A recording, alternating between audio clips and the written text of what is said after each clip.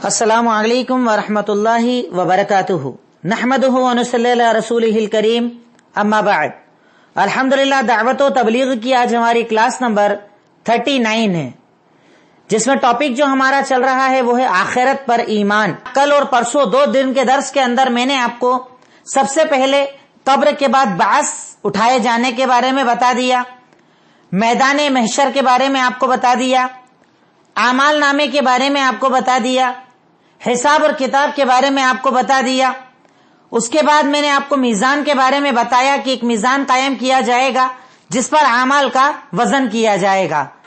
آج نمبر 7 صراط یا پل صراط جسے ہم کہتے ہیں، پل صراط یا صراط۔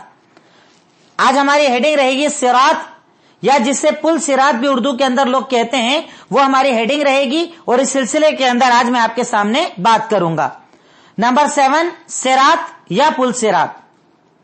سب سے پہلی چیز، صراط کسے کہا جاتا ہے؟ صراط ایک پل ہے جو جہنم کے اوپر لگایا جائے گا۔ اعمال کے حساب کے بعد لوگوں کو اس پر سے گزرنا ہوگا۔ صراط ایک پل ہے جسے جہنم کے اوپر لگایا جائے گا، اعمال کے وزن کے بعد لوگوں کو اس سے گزرنا ہوگا۔ پل صراط کی خاصیتیں کیا ہوں گی؟ صراط، پل، جسر، کئی الفاظ اس کے لیے استعمال کیے جاتے ہیں۔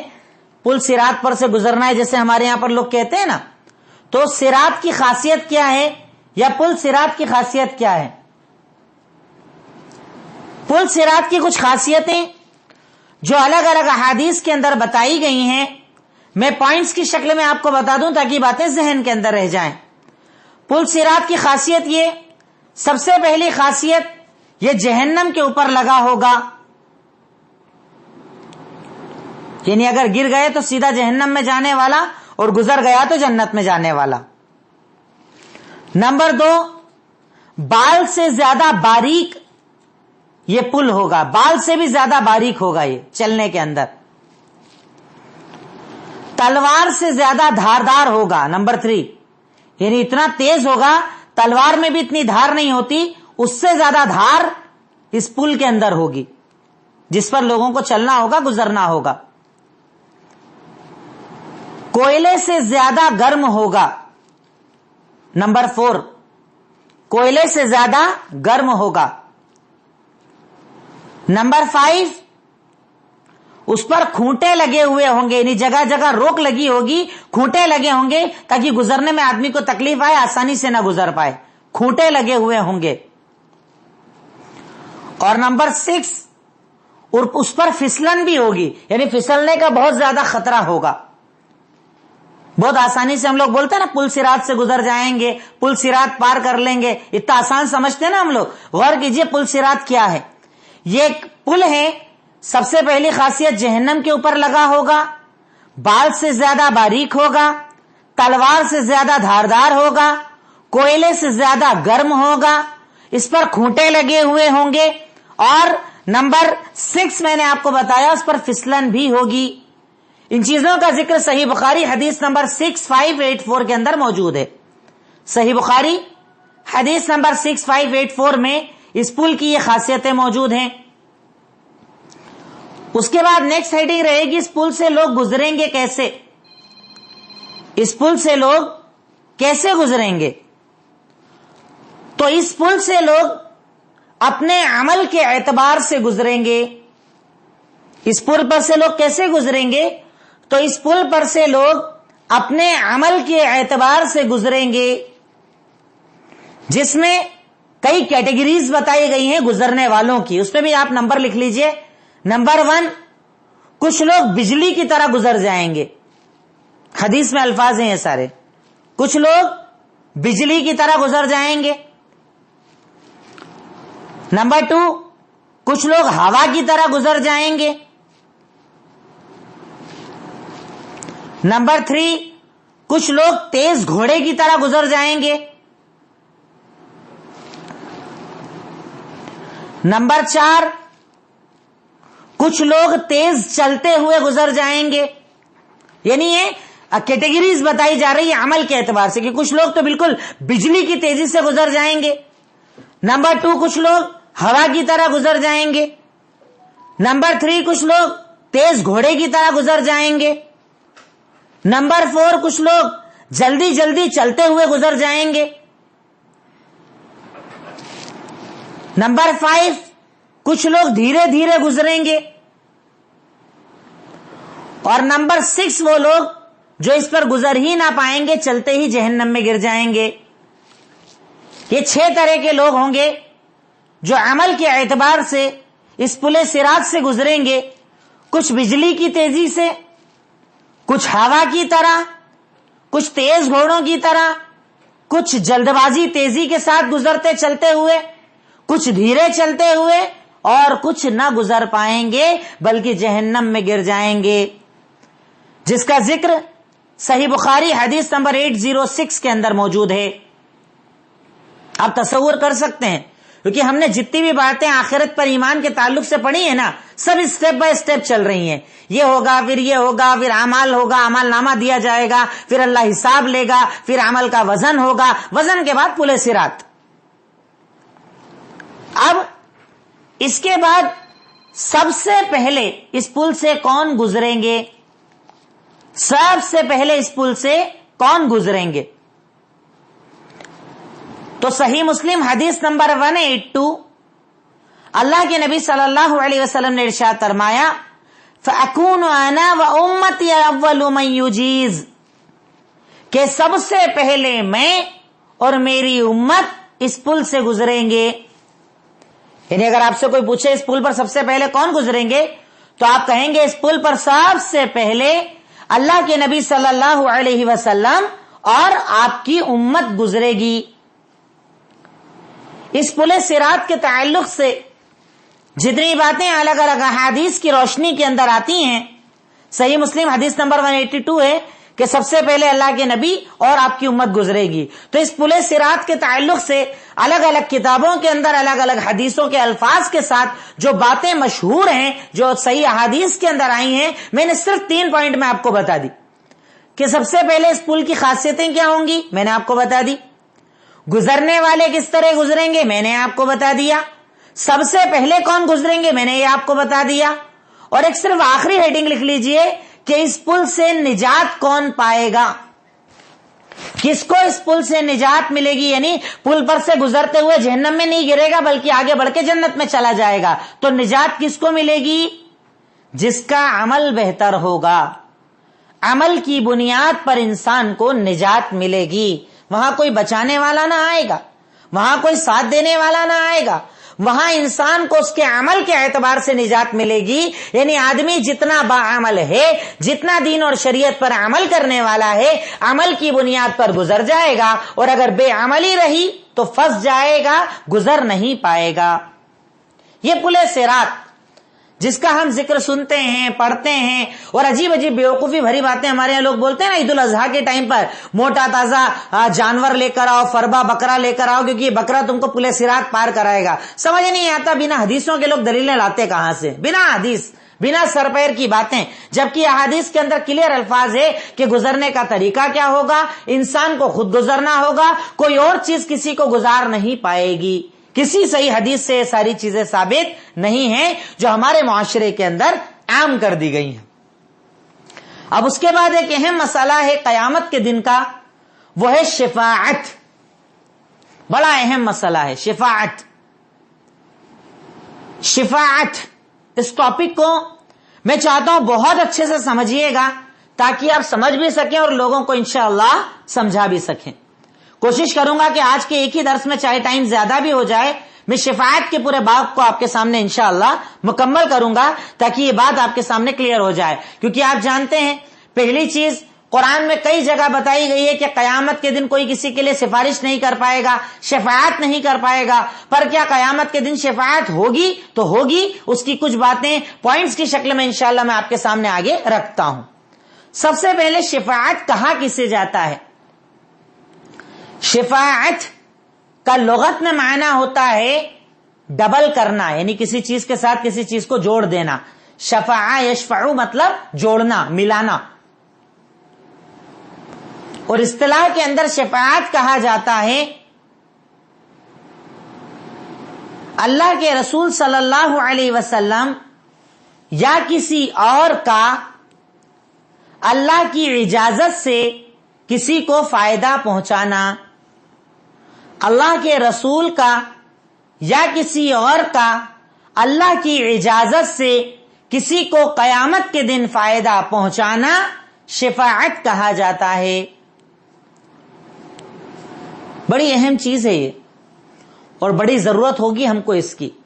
ہم سب چاہیں گے کوئی ایسا ہو جو قیامت کے دن ہمارے لیے شفاعت، جسے ہم اردو میں سفارش بھی کہتے ہیں نا، سفارش کر دے، اللہ سے بات کر لے تو وہ سفارش ہمارے لیے کوئی کر دے۔ آپ چاہیں تو شفاعت کو سفارش بھی لکھ سکتے ہیں آسان زبان میں سمجھنے کے لیے، شفاعت کو سفارش بھی کہہ سکتے ہیں۔ اب شفاعت کی شرط کیا ہے؟ یہ بڑی اہم چیز ہے، اس کو اپنے ذہن میں ضرور رکھنا۔ یہ کئی بیوقوف ہمارے یہاں شرک کرتے ہیں، بدعت کرتے ہیں، خرافات کرتے ہیں، اور ان کو لگتا ہے کہ اللہ کے نبی ان کی شفاعت کریں گے۔ تو شفاعت کی شرطیں کیا ہیں؟ تو شفاعت کی دو شرطیں ہیں، یعنی کس کے لیے شفاعت ہوگی، کس کو شفاعت فائدہ دے گی، کس کو شفاعت سے جنت مل جائے گی، کون ہوں گے وہ لوگ، شرط کیا ہوگی ان کے اندر؟ نمبر 1، اللہ اس سے راضی ہو جس کے لیے سفارش کی جا رہی ہے۔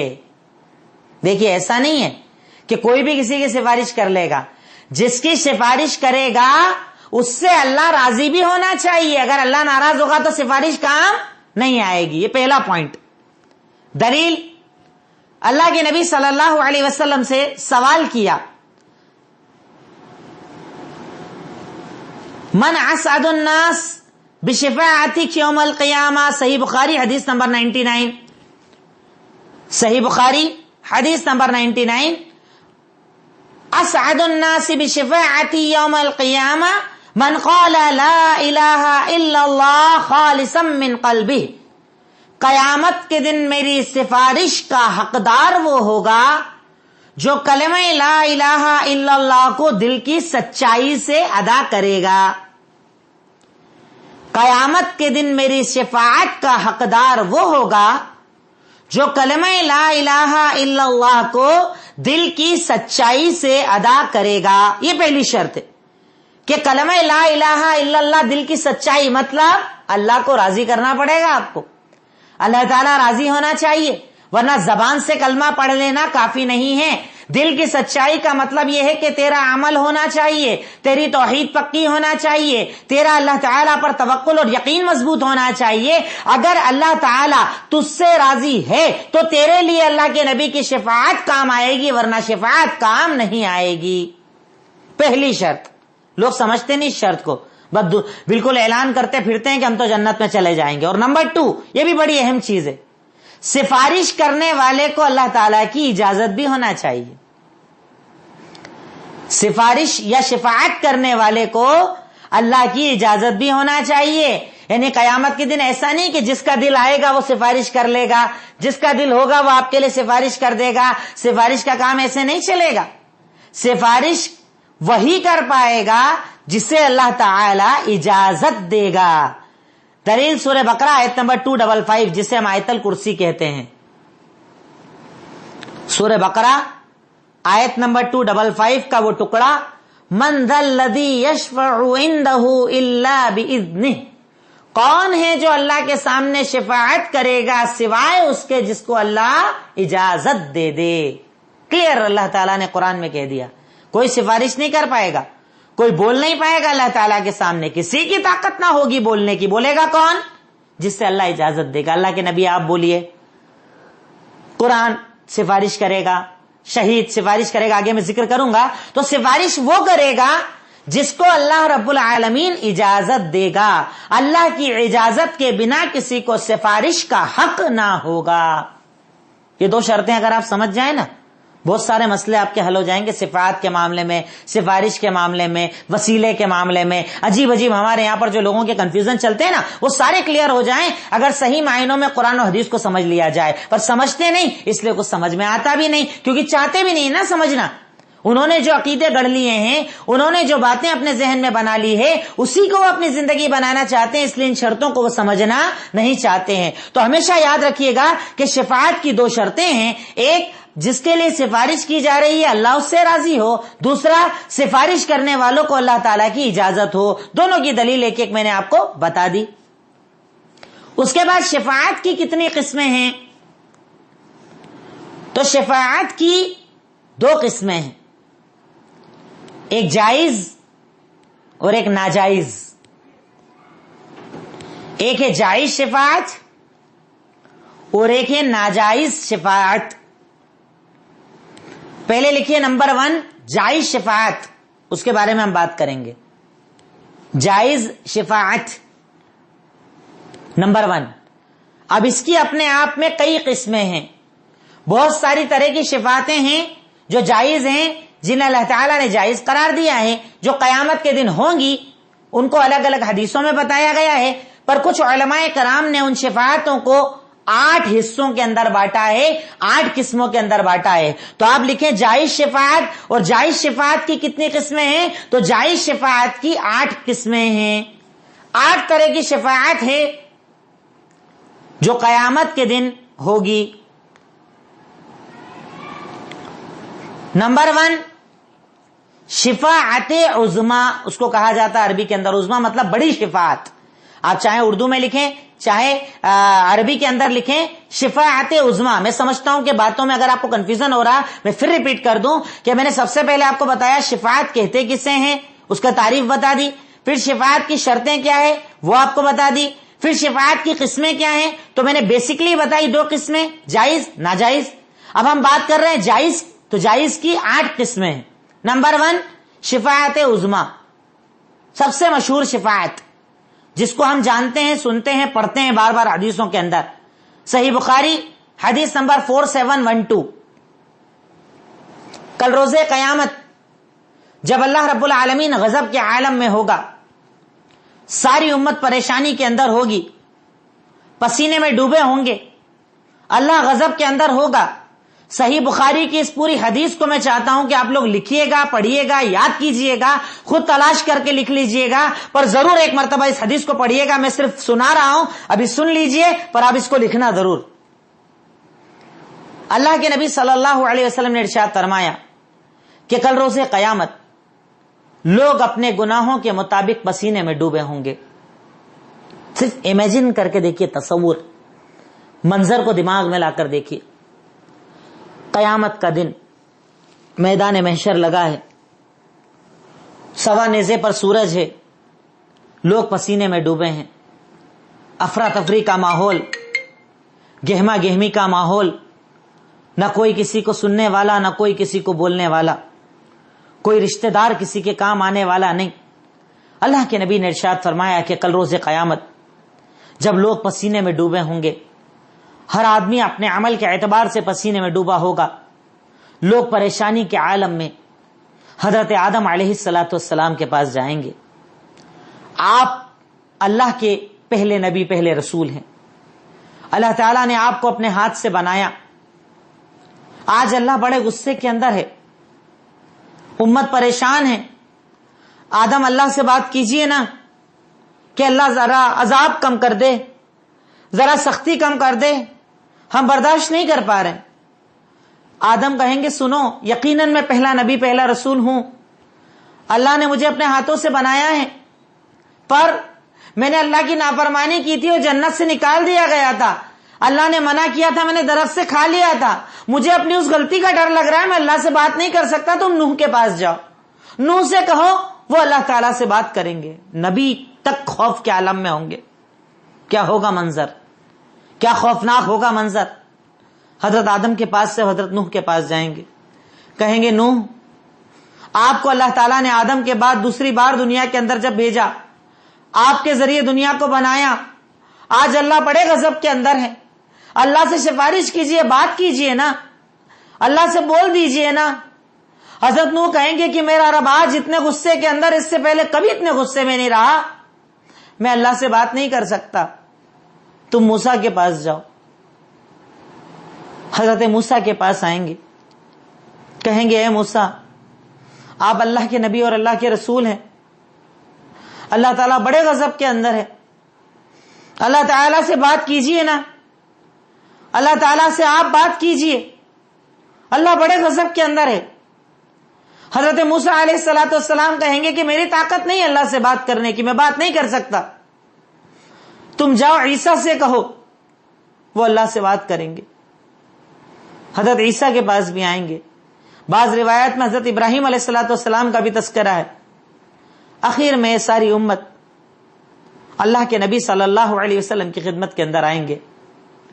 کہیں گے اللہ کے نبی صلی اللہ علیہ وسلم، آپ اللہ کے نبی، اللہ کے رسول ہیں. اللہ تعالیٰ بڑے غضب کے اندر ہے، ہماری بات کرنے کی طاقت نہیں ہے، آپ اللہ تعالیٰ سے بات کیجئے. آپ کہتے ہیں میں عرش کے نیچے جاؤں گا، سجدے میں گر جاؤں گا، اللہ کی حمد و ثنا بیان کروں گا، اللہ تعالیٰ کی تعریف بیان کروں گا. اس کے بعد اللہ سے کہوں گا، یعنی جب میں روؤں گا، گڑ گڑاؤں گا، سجدے میں گر جاؤں گا، اللہ تعالیٰ سے دعا مانگوں گا، تو اللہ رب العالمین کہے گا یا محمد ارفع راسک قل یسمع سل تعطا واشفع تشفع. اے محمد صلی اللہ علیہ وسلم، سر اٹھائیے، کہیے آپ کی بات کو سنا جائے گا، بولیے آپ کی بات کا جواب دیا جائے گا، مانگیے آپ کو دیا جائے گا.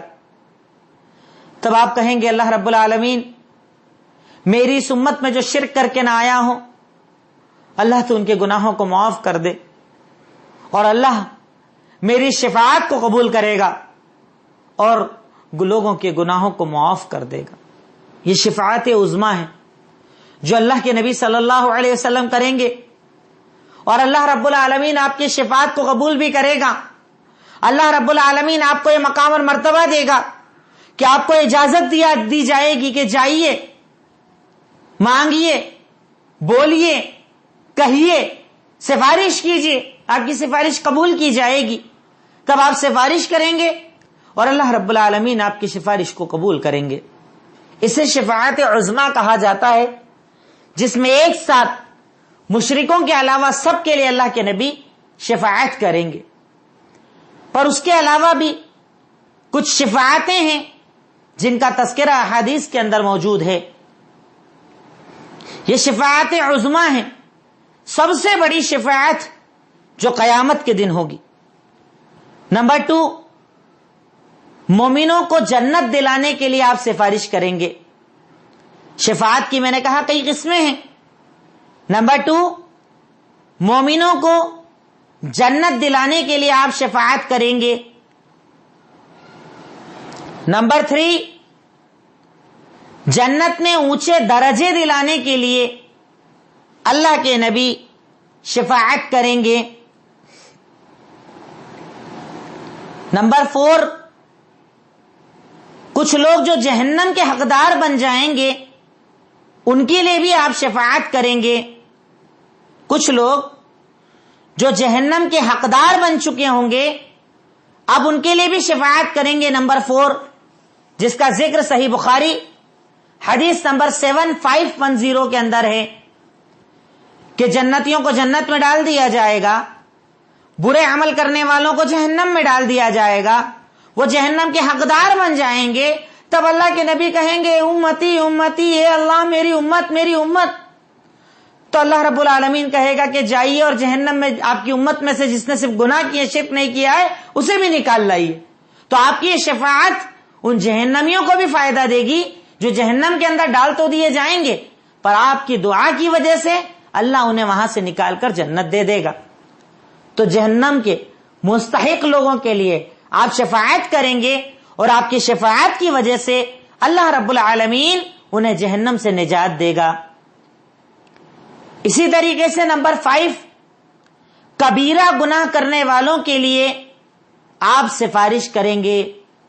کبیرہ گناہ کرنے والوں کے لیے آپ سفارش کریں گے، جس کا ذکر سنن ابو داؤد حدیث نمبر 4739 کے اندر موجود ہے.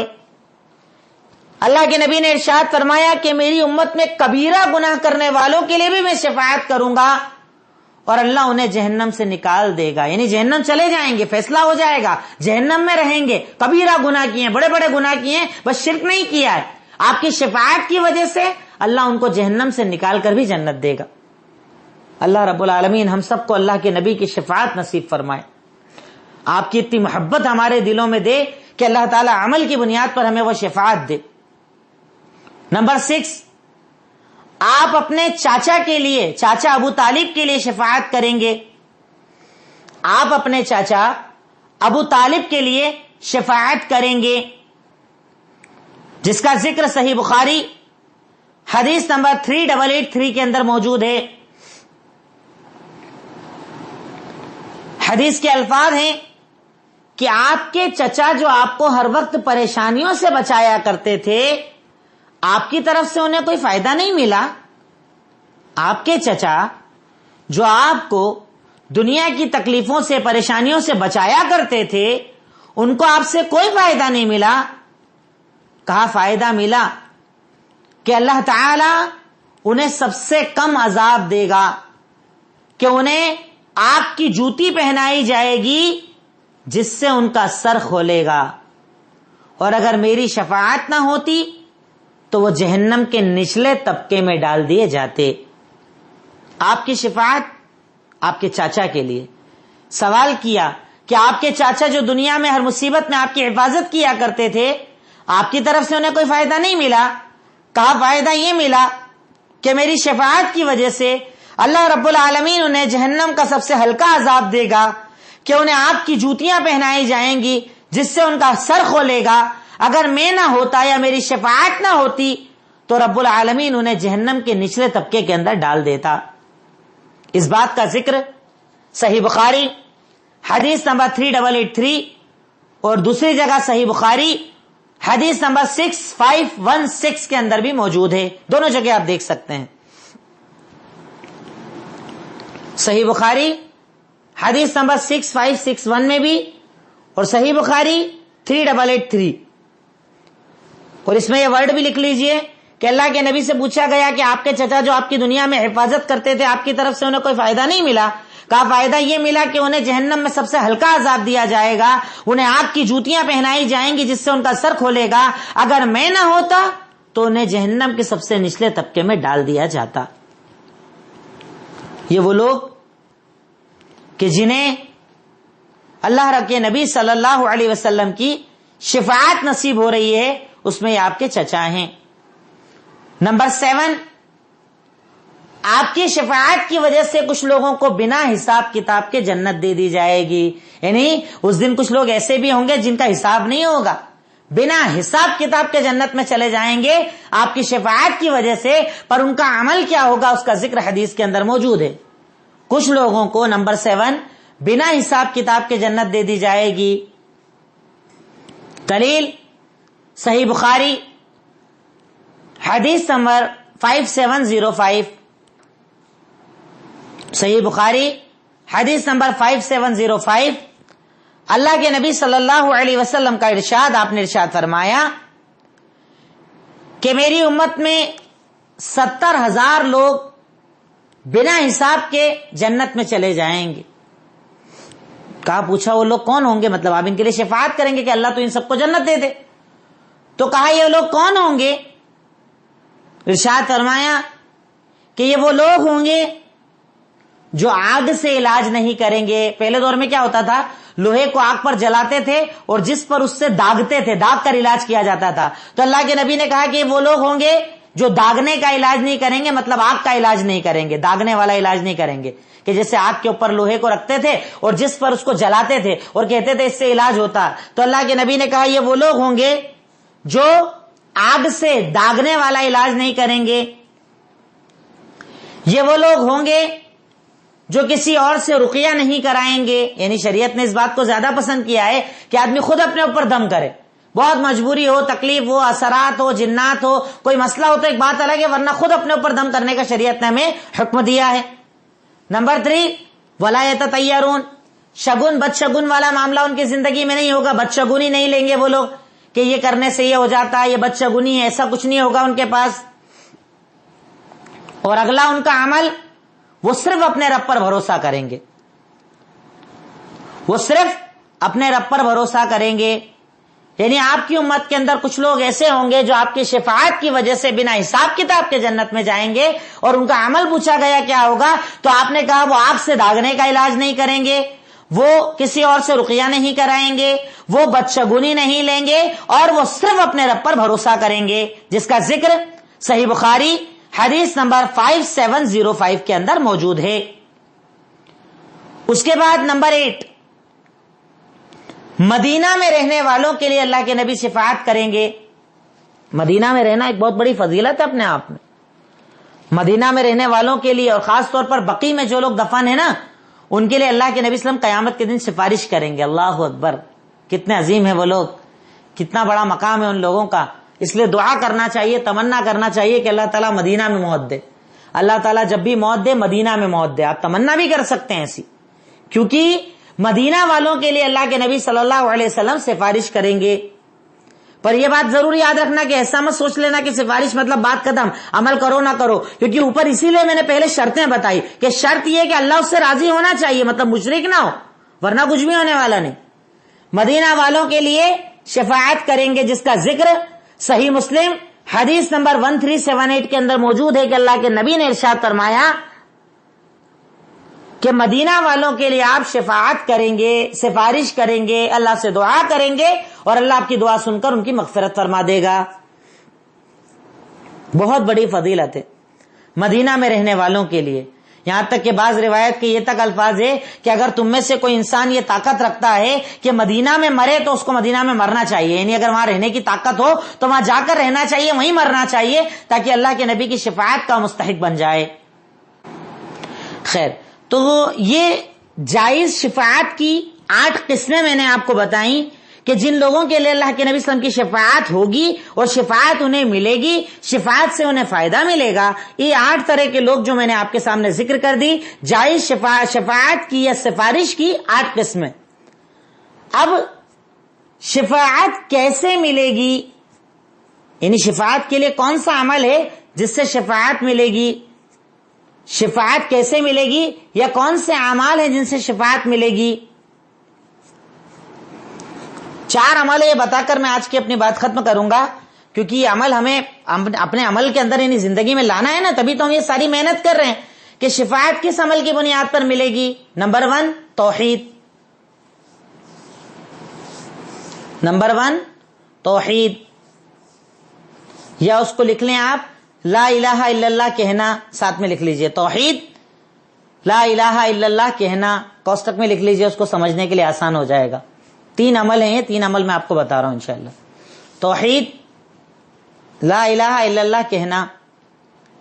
دلیل صحیح بخاری حدیث نمبر 99، اللہ کے نبی صلی اللہ علیہ وسلم نے ارشاد فرمایا اسعد الناس بشفاعتی یوم القیامہ من قال لا الہ الا اللہ خالصا من قلبہ، قیامت کے دن میری شفاعت کا سب سے زیادہ حقدار وہ آدمی ہوگا جو لا الہ الا اللہ دل کی سچائی سے کہے گا، یعنی صرف زبان سے نہیں بولے گا، اس کے دل کے اندر، اس کے عمل کے اندر اسلام موجود ہوگا، تو قیامت کے دن میری شفاعت کا سب سے زیادہ مستحق وہ انسان ہوگا جو دل کی سچائی سے لا الہ الا اللہ کہے گا۔ دیکھیے کتنی فضیلت ہے کلمہ توحید کی، کتنی فضیلت ہے توحید کی۔ شرک کرنے والے کو تو شفاعت بھی نہیں ملے گی، شرک کرنے والے کو تو جنت بھی نہیں ملے گی۔ یہ جنت ہے صرف توحید کی بنیاد پر۔ اور میں سمجھتا ہوں یہ کلاسز میں آپ کو اتنا تو سمجھ میں آ گیا ہوگا کہ آپ کے سامنے اگر کوئی یہ بولے ارے دن بھر توحید توحید ہی کرتے رہتے ہو، تو آپ اس کو بتا سکتے ہو کہ توحید توحید اس لیے کرتے ہیں کہ جینے سے لے کے مرنے تک، مرنے سے لے کے جنت تک ہر جگہ تجھے یہی توحید کام آئے گی۔ یعنی یہ تیرا ایسا کارڈ ہے کہ اس کارڈ کی بنیاد پر ہر گیٹ پہ تیری انٹری ہوتی چلی جائے گی انشاءاللہ، اور اگر توحید نہیں ہے ہر جگہ تو پھنستا چلا جائے گا۔ اس لیے توحید کی اتنی زیادہ اہمیت ہے، اور اس لیے ہم لوگ توحید کو اتنا زیادہ غور سے پڑھتے ہیں۔ نمبر 2، اذان کے بعد درود اور دعا پڑھنا۔ اذان کے بعد درود اور دعا پڑھنا، یعنی نمبر 1 تو اپن نے توحید یعنی اللہ کا حق دیکھ لیا کہ اللہ کا حق آپ کو ادا کرنا پڑے گا۔ نمبر 2 اللہ کے نبی کا حق، یعنی آپ کو درود پڑھنا پڑے گا ہر بار اذان کے بعد، اور دعا پڑھنا پڑے گی۔ دلیل صحیح بخاری حدیث نمبر 614 اللہ کے نبی نے ارشاد فرمایا من قال حین یسمع النداء، اذان کو سننے کے بعد جو انسان یہ کہے گا، بعض روایت میں درود کا بھی ذکر ہے، بعض میں درود کے ساتھ اس کا بھی ذکر ہے کہ جو آدمی اذان سننے کے بعد پہلے درود اور اس کے بعد یہ دعا پڑھے گا، دعا لکھنے کی ضرورت نہیں، دعا آپ کو یاد ہی ہوگی جو ہم لوگ پڑھتے ہیں، اللہم رب هذه الدعوة التامة والصلاة القائمة آت محمدا الوسیلة والفضیلہ وابعثه مقاما محمودا الذی وعدته، یہ دعا ہم لوگ پڑھتے ہیں۔ اب اذان کا جواب کیسے دیتے ہیں ہم لوگ؟ اذان میں جو کلمے مؤذن نے کہے وہ ریپیٹ کرتے ہیں، اس کے بعد درود پڑھتے ہیں اور اس کے بعد یہ دعا پڑھتے ہیں۔ تو اللہ کے نبی نے کہا اگر کوئی انسان درود اور یہ دعا پڑھتا ہے، حلت لہ شفاعتی یوم القیامہ، قیامت کے دن میری شفاعت یا میری سفارش اس کے لیے حلال ہو جائے گی۔ قیامت کے دن اس کے لیے میری شفاعت جو ہے وہ حلال ہو جائے گی۔ کتنا بڑا درجہ ملے گا ایک دعا سے۔ جو اذان ہی نہ سنے، جو اذان کا جواب ہی نہ دے، جو نماز پڑھنے ہی نہ جائے، اس کو ہی ملے گی شفاعت۔ اللہ سے محبت نہ اللہ کے نبی سے محبت، جھوٹے محبت کے دعوے پر سچی محبت نہیں، اسے ملے گی یہ سفارش؟ ہرگز نہیں ملے گی۔ اللہ ہم سب کو اس سفارش کا مستحق بنائے کہ جس کا دوسرا عمل ہے کہ جو انسان اذان سننے کے بعد درود اور درود کے بعد یہ دعا پڑھتا ہے، قیامت کے دن وہ میری شفاعت کا حقدار ہو جائے گا۔ نمبر 3 لاسٹ، زیادہ سجدے کرنا، مطلب خوب نمازیں پڑھنا، فرض، سنت، نفل، خوب سجدے کرنا، خوب نمازیں پڑھنا۔ یہاں تو فرض کے ٹھکانے نہیں، سنت کون پڑھتا ہے؟ سنت چھوڑیے، نفل کی طرف کون دیکھتا ہے؟ یا تو پڑھتے نہیں، اور پڑھتے ہیں تو فرض پڑھ لیا، وہی بہت بڑی بات ہے۔ تم فرض بھی پڑھو اگر سفارش چاہیے، سنتیں بھی پڑھو اگر سفارش چاہیے، نفل بھی پڑھو اگر سفارش چاہیے۔ چاشت کی نماز ہے، اس کے علاوہ نفل نمازیں ہر نمازوں کے بعد ہوتی ہے، وہ نمازیں ہیں، صلاۃ الحاجت کی نماز ہے، جب جیسا موقع ملے 2 رکعت وضو کے بعد، جب وضو بنایا تب 2 رکعت نماز پڑھنا، مسجد میں انٹری کی 2 رکعت نماز پڑھنا۔ ان ساری نمازوں کا اپنے آپ کو اگر آپ عادی بناؤ گے تو آپ اللہ کے نبی کی شفاعت کے حقدار بن جاؤ گے۔ دلیل مسند احمد، حدیث نمبر 16076 16076۔ اللہ کے نبی صلی اللہ علیہ وسلم کے خادم تھے۔ آپ نے کہا کچھ چاہیے تو بولو، اللہ کا حاجہ، کوئی ضرورت ہو تو بولو، بولو کوئی کام ہے بولو۔ تو کہا اتنی ضرورت ہے کہ قیامت کے دن آپ میرے لیے سفارش کر دینا۔ اللہ اکبر۔ دیکھیے یعنی صحابہ کرام کا کیا کردار تھا سمجھ میں نہیں آتا۔ دنیا تو ان کو چاہیے ہی نہیں ہوتی تھی، دنیا تو کبھی ان کی طلب اور تڑپ ہی نہیں تھی، ان کو تو بس صرف آخرت دکھتی تھی، اس کے علاوہ کچھ دکھتا ہی نہیں تھا۔ بات ختم، آخرت، بس آخرت، کچھ نہیں چاہیے اس کے علاوہ، صرف آخرت، انہیں آخرت ہی دکھتی تھی۔ کیا بول رہے ہیں؟ اللہ کے نبی نے اپنے خادم سے کہا کہ کچھ چاہیے تو بولو۔ تو کہا اللہ کے نبی صرف اتنا چاہیے کہ قیامت کے دن آپ میرے لیے سفارش کر دیجئے گا۔ تو آپ نے کہا اگر تو قیامت کے دن میری سفارش چاہتا ہے تو بہت زیادہ سجدے کر کے میری مدد کر دے، یعنی تیرے اعمال نامے میں بہت سارے سجدے لے کر آ، جب تو سجدے زیادہ لے کر آئے گا میں تیرے لیے سفارش کروں گا۔ اللہ اکبر۔ کیا کہا؟ کچھ چاہیے تو بولو۔ کہا بس اتنا چاہیے کہ آپ قیامت کے دن میرے لیے سفارش کر دیجئے۔ کہا قیامت کے دن اگر میری سفارش چاہتا ہے تو بہت زیادہ سجدے کر کے میری مدد کر، یعنی سجدے زیادہ کر کے آنا، سنت، فرض، نفل، عبادت، اتنے سجدے کر کے آنا کہ میری شفاعت کا تو مستحق بن جائے۔ ہم چاہتے ہیں نا مستحق بننا، ہم چاہتے ہیں نا اللہ کے نبی ہمارے لیے شفاعت کریں یا شفاعت کی دعا کریں، تو یقیناً ہمیں اس کے لیے محنت کرنا پڑے گی، اپنے آپ کو اس قابل بنانا پڑے گا، تب جا کر یہ شفاعت ہمیں ملے گی۔ تو وقت چونکہ بہت زیادہ ہو گیا ہے، تو شفاعت کے 22 پوائنٹ کے اندر کئی چیزیں باقی ہیں۔ ایک تو یہ بتانا ہے کہ کون لوگ ہیں جن کو شفاعت کا حق نہیں ملے گا، یعنی جن کے لیے شفاعت نہیں ہوگی۔ اس کے بعد کون کون لوگ ہیں اللہ کے نبی کے علاوہ بھی جو اس دن سفارش کریں گے، وہ ایسے 7 طرح کے لوگ ہیں اللہ کے نبی صلی اللہ علیہ وسلم کے علاوہ بھی جو اس دن سفارش کریں گے، شفاعت کا اللہ انہیں حق دے گا، انشاءاللہ ان کا تذکرہ اور جہنم کا کچھ تذکرہ انشاءاللہ آپ کے سامنے کل میں رکھوں گا. جزاک اللہ خیر. بہت بہت شکریہ آپ سب کی محنتوں کا، آپ کے سننے کا، آپ کے کلاسز اٹینڈ کرنے کا، اور خاص طور سے میں شکر گزار ہوں ان لوگوں کا جو آڈیو سے زیادہ کلاس کو وقت پر اٹینڈ کرتے ہیں. اپنا وقت نکالنا بھی ایک بہت بڑا ثواب ہوتا ہے. اس وقت کو نکال کر آڈیو اٹینڈ کر رہے ہیں، وہ اور زیادہ انشاءاللہ ثواب کے مستحق بنیں گے، کیونکہ ایک مجلس کی طرح آپ حاضر ہوتے ہیں، ایک مجلس کے اندر آپ بیٹھتے ہیں. اللہ تعالیٰ آپ سب کی محنت کو قبول فرمائے انشاءاللہ. جزاک اللہ خیر. السلام علیکم ورحمۃ اللہ وبرکاتہ.